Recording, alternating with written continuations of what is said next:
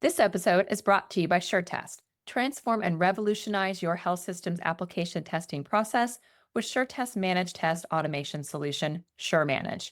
Eliminate 80% or more of your manual testing activities, reducing errors and reclaiming thousands of hours for your staff to focus on more rewarding, strategic projects. Continuous testing is critical, and getting it right saves lives. Discover the future of healthcare IT automation with SureTest. Visit thisweekhealth.com/SureTest today and elevate your healthcare system's performance.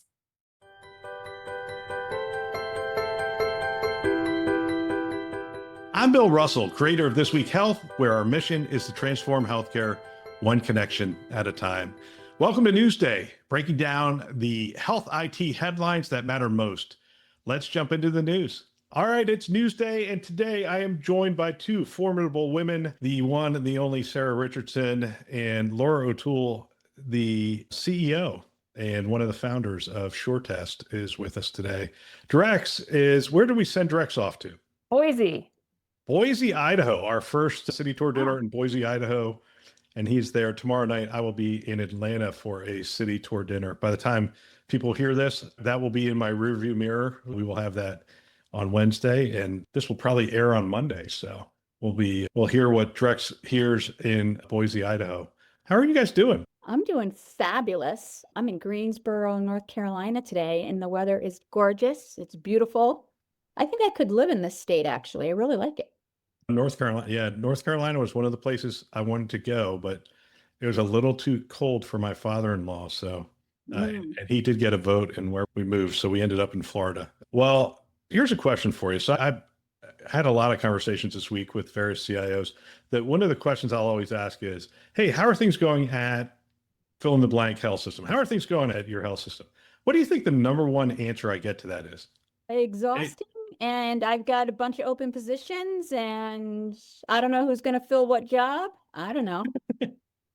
Yeah, the list would be long, Bill. It'd be very long. I think, Bill, I would just say that the misalignment between leadership vision and technical reality is probably exacerbated by budget constraints and some of the impossible mandates. We always used to joke that better, faster, cheaper was a thing, but it used to be a cheeky thing, and now it's more like a thing. A real thing. Pointy thing.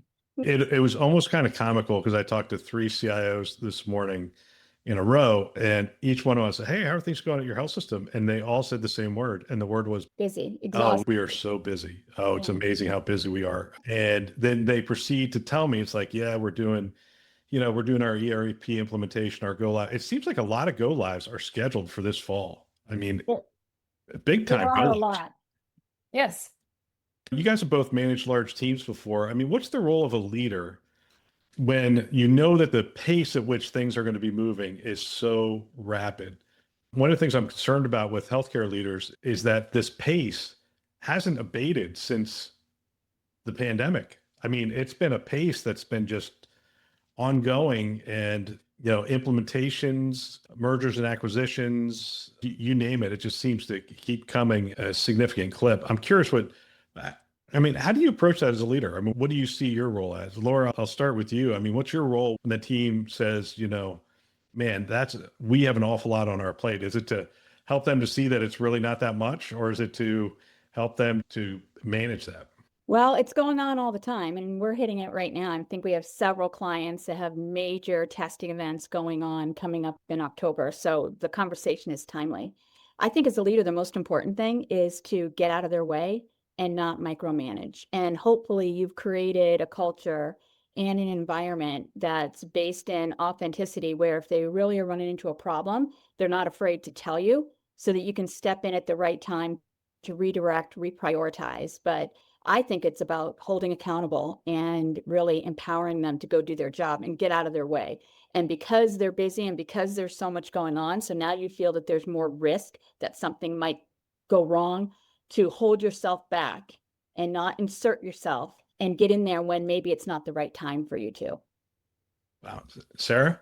It's important to set appropriate expectations about the delivery and the pace of the volume in some cases. So it's like accountants have busy season. There are seasons and phases of the things that we do. That's important to set that expectation, because if you run at a pace that is that constant, let's just say transformation, then they're going to be curious about a better opportunity elsewhere or looking for a way to lessen some of the burden that they have with maybe bad decision making. And so when you not only support them from a personal and professional perspective, to Laura's point, you're like, tell me what you need, because your job as that leader is to remove barriers. They're smart Exactly. enough to know how to manage the resourcing of the team. In that same context, they need to come to you and say, hey, I need 2 people extra for this for a contracted period of time, or here's why there's this gap analysis on this team to produce this level of work that's anticipated from the organization. So all of those things need to be true. But if you believe you can run your organization at a burnout level all of the time, that's where you will see the failure. Yes. Absolutely. Absolutely. And I agree with you, Sarah. I think you do need to set expectations, not just with your team, but with your clients, or as an example for you guys, with your partners, or with that next event, whatever it might be. If people don't step up the way they need to, it's all about setting expectations in a 360 paradigm from my perspective. It's not just about you and your team, it's about the partnerships that you have and letting them not be afraid to speak up when they need something. It's interesting. Most people get to the CIO role because they are the chief problem solver, right? So you were in some role and you solved some major problem and somebody promoted you, and then you get to another role and you solve some major problem and they go, man, you can really solve problems. You're amazing. So they move you to the CIO role. Now, the challenge becomes when you move through those roles and you get to the CIO role is, is it just a continuation of what you did in your last role, or is it a completely different role? I would argue it's a completely different role. And the challenge is a lot of CIOs don't make that transition of, oh, I'm an executive leader now. I'm focused on a different set of problems. And the set of problems you're focused on is really about your labor and your staff. And it's like, all right, how do I make them the most effective I possibly can? How do I, Sarah, you said it, how do I remove obstacles to keep them from having to get involved in the political battles that are required in order to get these projects done? I don't want my CTO fighting political battles. I want my CTO fighting technical battles. I want them I want my security officer fighting security battles and that kind of stuff. And so it's when they say, hey, we're not getting adoption from the physicians, that's my role. My role is, all right, we're not getting adoption from the physicians. I'm either going to work with the CISO and we're going to come up with a program, or I'm going to work with the executive team and say, look, this is a priority. The board says it's a priority. Well, I need your help, or whatever it happens to be. But the role definitely transitions when you get to that CIO. Not that you're not still a chief problem solver. It's just your problems are different. And your problem isn't, in most cases, your problem isn't, oh, the data center and how it's designed and how it's constructed and all these other things. It's more along the lines of, how do I hire the right CTO? How do I get them the right resources? How do I make sure that IT is funded? Your battles are really about budget. It's about people. It's about culture. It's also identifying those things that they are potentially doing wrong. I think, it's when the team comes back to you and says, hey, we can only migrate to 20 physician offices this year, and you have a backlog of 120 physician offices. That's the point at which you sit down and go, maybe you're not solving this problem correctly. And it's because they don't realize how much leeway they have to, like, oh, we can invest in something. Oh, we can do something different than we did it last year or the year before. And you sit there and go, yeah, I think we can ramp this thing up to 50 to, now, if you just come in and say, look, I think we can do 50 to 60 offices a year, you're just going to freak them out. They're going to be like, oh, we need 100 more people. But sometimes it's like, hey, if we invest in this tool and we go this and we do this process different and we approach these physician practices different, maybe we could do 60 this year. And they go, oh yeah, I didn't know we could do that. Oh yeah, you can. So I don't know. It's interesting to me how many organizations I'm hearing the word busy from, but that's true for all of us, isn't it? Like if I asked you, how are you doing? Busy is probably one of the top 5 words you're going to say, isn't it? I think I just talked to you on Friday night and you said, how are you? And I said, I'm busy, but I'm great. I personally like being busy, but so I think you're spot on there. And I agree with you completely. Part of our job as leaders is to help people think outside of the box. We don't have to keep doing things the same old way that we've done them. And there are ways where we can use innovation to take that busy noise down a bit. And you never know until you ask or until you push people and you say, hey, if you had a clean whiteboard and let's say money wasn't an issue, right? What would you do here? I think a lot of times people are afraid to ask for things because they think either it's going to cost too much money or it's going to break something else. But we have to continually push people to think outside of what's in their head and think outside of the box and think about the art of the possible, because that's where I think the innovation comes. Is technology part of the solution or is technology the problem? I mean, are things accelerating at a pace where it's like, this is unsustainable? I would say technology is a part of the solution if you use it the right way. I think just throwing technology at something to see what sticks without understanding what the process is that you're trying to solve is a waste of technology. So I don't think it's an or, I think it's an and. But Sarah, we haven't seen that kind of stuff happening in the health IT world where people just try to throw projects against the wall and see what sticks, or buy certain technologies and see what sticks. Well, there's a few threads you all uncovered in that last space, which the first one is, yes, we deal with the politics as the senior leader, and there's an identified group of people on our team that are our successors. And so appropriately, you bring them into those political environments because politics is a little bit of everywhere. And the ability for them to see things in action or solve some of those bigger problems. And so, who are your 2 or 3 successors on the team that need to have that exposure as appropriate? And this is something that I learned from Joe Scarlett, and you reinforced, Bill, is that being busy is one thing, being productive is another. And so ensuring you maximize the efficacy and the impact of your time that is spent, because I don't care who you are, you got 24 hours in a day. That's right. That last piece, though, is more and more. It's why I love Lean. It's why I love Six Sigma. It's why I lean into ProSci and also Kotter's methodologies, is between change and process improvement.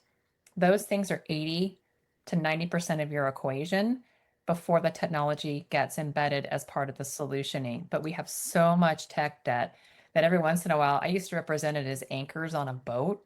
Start cutting some of those anchors off so that things are more effective. But when you really dig into the ability to improve the way things are done and let technology be the enhancement factor, to me, that's where it all meets the road. But you need all of those things to be true. Strong leaders who can get the work done, understanding what really brings value and delivers it to the org, and then where technology really fits in. That learning those pieces alone helps you be a better CIO. I agree with everything that I'm hearing, which is unfortunate because I like to disagree on things and argue things. I was really listening hard to come up with a thing to argue. As I'm looking out there, a couple things struck me today. I talked to somebody who's been contacted by multiple recruiters, and we started talking back and forth on the number of open jobs. And Sarah, I and Drex talked about this before. There's a lot of open CIO jobs right now. I'm not even talking CTO or digital officer or AI officer. I'm just saying the traditional CIO role.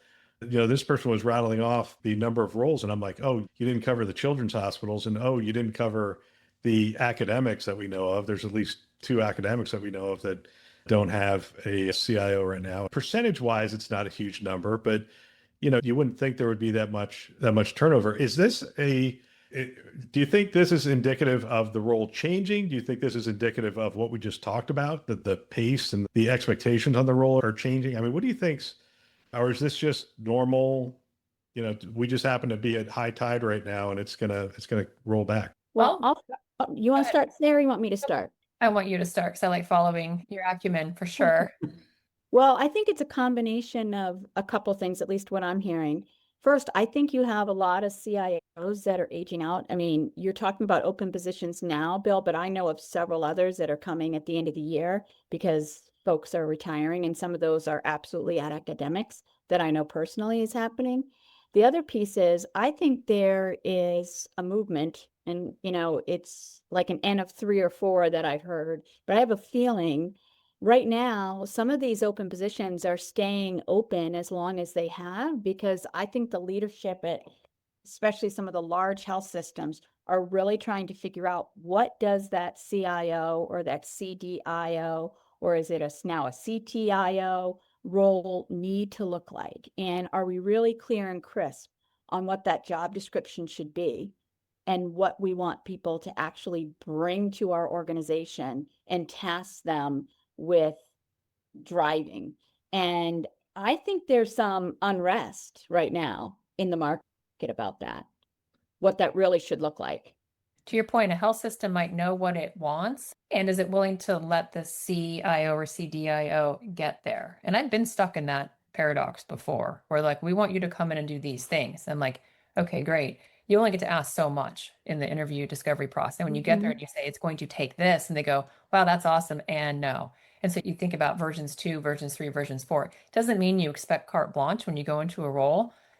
What I've heard from colleagues that are going into some of these opportunities, they feel like there's a little bit of the bait and switch perspective of really what's being asked versus what's being delivered or given to them once they arrive. And you may be a traditional CIO, but most people are going for that CDIO. But you really have to have that broader scope of digital strategy, patient experience, and innovation. Now, if you're allowed to go do those things, amazing. That's actually an agreement I had with my last CEO was, I will come if you let me do these things, and I have air cover from you to do that. Guess what? That CEO leaves and the dynamic changes significantly. So the turnover, so there's 106% turnover in healthcare in the last few years. Yeah. So I had one of my dear friends also leave a recent role because they said, I spent more time educating new members of the C-suite than I did actually getting the work done, but then I was still held accountable for the work getting done. And they're like, it's like this impossible hamster wheel in some cases. That's not going to be true for everybody. However, that is more of a common thread that I am hearing than it has been in the past. There's part of me that would like to follow a CIO as they're doing the interviews. And the interviews themselves are just as silly as they can be. You know, it's like, well, we're going to have you talk to 22 people in our organization. Well, there's no 22 people in any organization that are going to agree on what the role is. I mean, they may have written a job spec, but then you're going to go in and you're going to talk to this chief medical officer. Then you're going to talk to the chief financial officer. Then you're going to talk to the chief operating officer. Then you're going to talk to, and it depends how far they go down, but you could talk to so many people. And, you know, when you line up 20 some odd people, they're just not in agreement. It's like, well, you know, one of your primary roles is going to be to make sure that the technology is addressing physician burnout, and, you know, and you're doing this and this, and then you're going to come over here and the compliance officer is going to say, well, you know, I mean, your primary role is to make sure we don't get breached and security is the job number one. Then you're going to go over and talk to the chief operating officer who's going to say, look, we have a bunch of initiatives that we have going on, and your primary objective is, you know, and by the time you're done, you have, well, the CIO role has 20 primary objectives. Can you do that? I can't do that. No, not well. No. And you know, it's interesting. I think that as a CIO, and I've said this before, and I've even talked about this on the podcast before, I think the job is harder than it has ever been. And I see our CIO friends and colleagues, and I actually like feel for them. Like I am like, man, it is not an easy feat for you right now. And I've been thinking long and hard, like, what is the one skill that's really important that they have? You know, if I had to narrow it down to one skill, and you guys know my theory about, you know, people when they were kids, they skipped the connect the dot pages in the coloring book. And I really believe that to be a great CIO, you have got to be a connector. You have got to be able to connect the right people at the right time with the right message for what you're trying to drive for the organization. And if that's not coming from the top down, and if you're saying, Sarah, you know, you see people leaving, they make relationships, then someone leaves, they have to make that relationship again and try to get their job done. There's got to be some level of stability, because it's hard to connect dots and it's hard to establish those relationships and have them be meaningful so that everybody's in the boat rowing, you know, the same way for the good of the organization. And I think part of the core skill set is they've got to be a really good connector. And you'd be surprised. You have a conversation with somebody about coloring books, how many people just skip those connect the dot pages. And I just think it's a core capability that you've got to be comfortable in your own skin. You've got to be comfortable saying, I don't know and I need help, to really connect and get what you need for the organization. I think that's a core skill and it's overlooked. I think the patron saint of CIOs is Dwight D. Eisenhower. I mean, think about the coalitions he had to bring together. Yeah, I mean, the Allied forces and the number of egos and things. I mean, that is a much harder job than this CIO, what he was able to pull off during World War II in terms of relationships, right? He had to keep everybody happy, including his generals, including essentially the leaders of the world powers and whatnot. But that, to me, that's the most appropriate guiding role that I've seen in this, because at any given time, somebody's upset with you in the organization as the CIO. It could be the administration, it could be the clinicians, it could be your staff, it could be whoever it happens to be on that given day. I mean, your job is not to be liked by everybody. Your job is to build coalitions that gets things done. And so communication is obviously very key. Discernment, like, not everything that's in your head needs to be said at that time. Maybe it needs to be said over time, but doesn't need to be said at that time.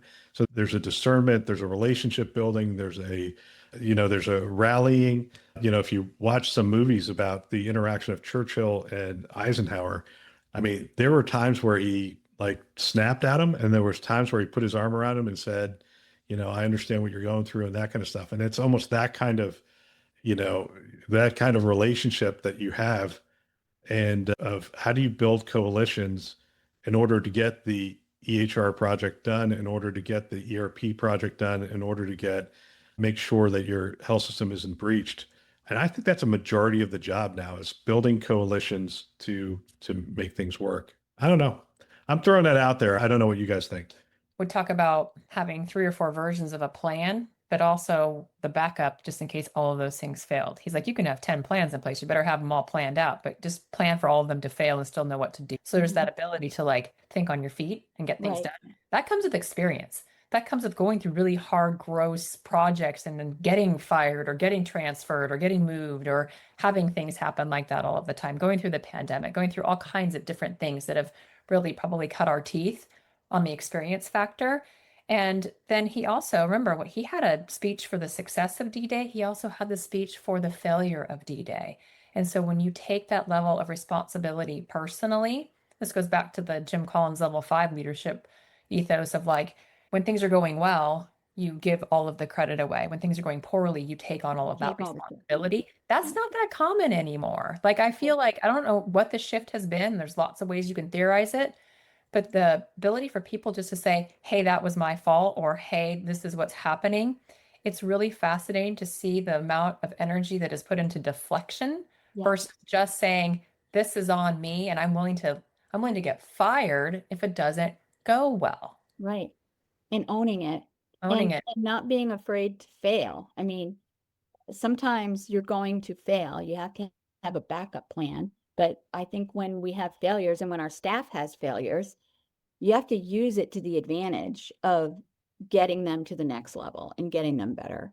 And people that just have everything go well all the time, I don't think ever get in that foxhole, that when you're in that foxhole, if you're in it, you know who you want around you and you have a plan on how you're going to get out of it when you need to. So I agree with you, Sarah, completely. And that's a generational aspect, though, too, because I'm not going to say we sugarcoat any generation, but there's some fantastic books written about generations. There's one author, Gene Teague, that I really liked. But when you think about groups of generations that had helicopter parents or got a soccer trophy for participation, like fell down, we're not allowed to go outside and play. Like, we didn't come in till the lights came on. And, if you fell down, it was like, too bad. There's a Band-Aid. Makes me feel like I age myself sometimes. But we're resilient. And so if there's something I would hire for today, the number one thing would be resiliency. Yeah. Resilience, grit, resourcefulness. It's so funny. I had the pleasure of having my son hang out with me this past week. I didn't get to see him much because we're both working in opposite ends, but he came down because he was going to see a client in Miami. And he's like, Mom, I really have a new respect for how much you travel and being with clients, but still having to get your job done, because he had to go down to Miami on Tuesday, whatever. He gets back, we had dinner, and he's working like late into the night, getting all his other stuff done. And he's like, it's really important, but you'd be surprised how many people just don't figure it out. Like, they just don't figure it out. It's mind blowing to me. And, I'm proud of the fact that I raised my kid that you will be resourceful, you'll be resilient, and you'll be a hard worker. And if you're not, it's going to be a big problem for you. But I agree with you. It's amazing how many, I don't want to call my son a kid, but he's a kid today. Just, it's mind blowing to me. And it was it was a beautiful thing to watch my, now adult kid whose frontal lobe is fully developed, which is just Are great. you sure it's fully developed? I really think she's almost 27. I think it's fully developed. I don't worry near as much as I used to. But to see him juggle all those things and do it well and then come back and work hard to get done what he, because he was traveling the whole day and couldn't get to XYZ. It's some days you got to do that, and you've got to be willing to work hard too. I think that's part of it. Well, you're two leaders I respect. Let me ask you this question. This is a little harder scenario, which is the last couple of weeks have been hard in terms of like the news that's being bombarded, right? So you had the Ukrainian woman who was attacked, and then you have the assassination last week. How do you handle that, knowing that people's lives are more than just their work? Like they're busy, but that stuff, like that constant news cycle is hitting people. And for some people, that was a very impactful event. I mean, do you recognize those things as a leader? Do you not are you concerned about potentially the political overtones of addressing it, or do you like ignore it? I mean, how do you approach that? And Laura, we'll start with you because Sarah wants me to start with you on that one. Well, so for me, it's pretty basic. It's just about humanity. And I think you have to meet people where they're at. And if you see that somebody, and I had some folks on both of those spectrums, and even, things like the Chat GPT article where it actually helped talk a kid through suicide, right? No matter what it is that is catastrophic that gets brought to the forefront, it's about humanity for me. It's, I don't get into the political landscape. If I have an employee that is deeply affected by something, they're my employee and I care about them. And at the end of the day, that's all it is for me. It's about humanity and giving people, if they need a pause or they need time or they need to reflect or they're scared. So you'll handle those things, Well, handle those one-on-one, not with any kind of global thing, unless it's like a 9/11 would be something you right. probably. I mean, I do a Monday note every Monday morning to my entire company. Every Monday morning, I send a note. I typically share some things that I've done through the weekend, or I might share of a success that we had with a client, or something that might be coming up that week, or if we had an employee, that had a baby, whatever it might be. It's just a personal note from me. And, and I will say in situations like this, I know it's been a really challenging time for our country in general. Please, if there's anything you need or anything you want from us, let us know. That, I'll say things like that. For me, it's just about being present for people that need it, regardless of what they need. And Sarah, I'll give you the last word on this. And, it's hard for me to give somebody else the last word, but on this one, I'm giving you the last word. 100% what Laura shares. And for the record, and probably everyone's thinking, oh, it's Laura and Sarah get along on everything. We actually do a lot of debating on different conversations too. We appreciate that. But when you are tied to someone's ethos or you have similar perspectives on humanity, that's how friendships are formed as well. And so that important aspect of, I know that if I had a concern about something happening globally, I could call Laura. Could also call Sue Shade or others because they would listen to and appreciate my perspective. So I say all that because it goes back to those one-on-one relationships you have with your teams. And I spend an inordinate amount of time getting to know my teams, like everybody at an appropriate. You do. My gosh, I remember when you went to Tivity and you told me it's like, I'm going to meet individually with every employee. I was like, that's insanity, but you did. So even tomorrow night, I'm having dinner with people I worked with at 2 previous companies that were all on my team who said, I'm just being honest, it's never been the same since you've been gone. And they still get their work done, but I still know the names of their dogs and their kids and their husbands and what they care about. Hey, it's still doing this, because then it's safe to come to you with any concern, even if you have differing beliefs. And that's why I love having multi-international teams, because you learn a little bit about the perspectives of the world from people who aren't even from the US, and having that ability to understand either culturally, you live here and you are, whatever your background is, or you're from another country. I always wanted to create a safe space for people because I wanted them to be able to do a great job. And that could be something happening in the universe, could be something happening at home. But my goodness, the amount of information I know about people that I don't share, as much wonderful things they want shared so you can sponsor their brand appropriately. All of those things come into play. And it's important to just be able to listen to what people are saying and let them know they matter no matter what. Big believer in never judge another person until you've walked a mile in their moccasins. And I think that if you take that approach in every conversation that you have and you make it about humanity, the political spectrum really doesn't matter. I bring it down to that basic. And to Sarah's point, it is probably, one of the reasons we get along so well, because it's about connecting with people. And, I once had someone ask me this, a young leader who is a great leader, but was young in his career. And he actually said to me, "Hey, all these people that work for you, how do you make them think that you care about them so much?"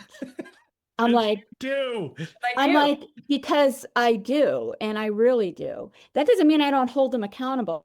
And just because I'm nice doesn't mean that, hey, I have expectations. And I think if I'm not holding them accountable, I'm doing a huge disservice to them.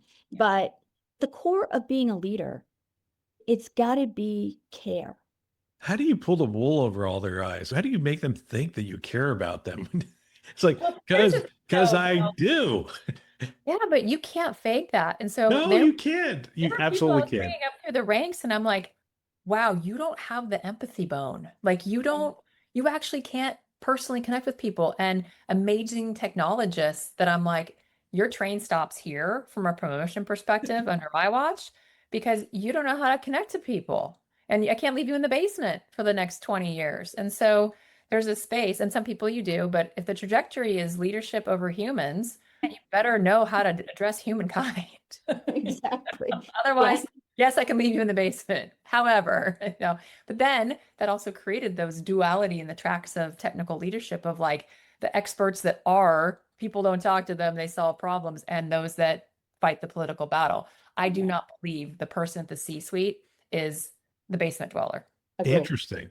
Well, those are going to be the most quotable quotes from this show, by the way. Your train stops here, and you're the kind of person we can leave in the basement. Which is so anathema to my brand. But however, you know what? You can be firm and you can be kind. That's right.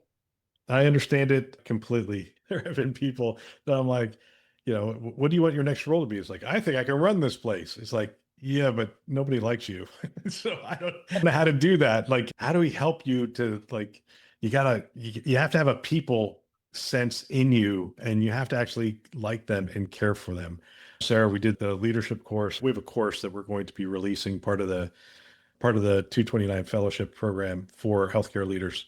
And one of them was on leadership. And I did this whole thing on 4 quadrants of leadership, and empathy is quadrant 2. Like you can't even get to quadrant 3 unless you pass the empathy, toll. And if you don't pass that toll, you're going to be hindered throughout the rest of your career. And that's that whole thing of being able to see the world through that other person's eyes and their lens, and walking in their shoes. And what does it look like when you fire somebody? You should picture that person having to sit in that home across from their family and explain to them that they got fired that day. And if that doesn't humble you as you get ready to have that conversation, then you don't have the empathy bone, and you probably shouldn't be in that role. Yep. And we don't have to like every single person that we work with. Not every single person that we work with, we have to want to go have a glass of wine with, but you have to be able to always have professional respect and courtesy. And with that comes an understanding of their point of view and what it is that they might need from you. And without that, I think it's really challenging to be a connector. And I think you have to be a connector of all these differing needs, values, desires, to be able to get the job done. All right. Well, that's the news. People are busy. They have a lot of things going on. They have to manage people through these challenging times. I want to thank you too for the conversation, the dialogue, and sharing your wisdom with the community. And we're going to do this again. I think we're going to do this again, and we can go in whatever other direction you would like to go in next time. Sound good? Sounds great. That's Newsday. Stay informed between episodes with our daily insights email. And remember, every healthcare leader needs a community they can lean on and learn from. Subscribe at thisweekhealth.com/subscribe. Thanks for listening. That's all for now.